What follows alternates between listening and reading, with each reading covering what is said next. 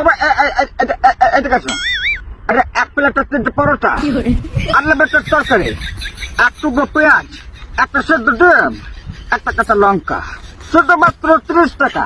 যেখানে আপনার সেটা টিকিট হবে না, টিকিট করতে হয়, খেয়ে যাও। এই যে দাদা শুনছেন, আরে এদিকে আসুন, খেয়ে যান আমার পকেট পরোটা। এক প্লেটে 3টে পরোটা, আনলিমিটেড তরকারি, একটা সেদ্ধ ডিম, এক টুকরো পেঁয়াজ, একটা কাঁচা লঙ্কা, শুধুমাত্র 30 টাকা। অভিনন্দন বলছে নাকি এক প্লেটে 3টে পরোটা, আনলিমিটেড তরকারি, একটা সেদ্ধ ডিম, এক টুকরো পেঁয়াজ, শুধুমাত্র 30 টাকা। তারপর বোধহয় বলছে এতে ট্রেনের টিকিট হবে না। তুমি ছাগল ছাড়া, এখানে তোমার গান হয়ে গেছে, এখানে তোমার গান হয়ে গেছে।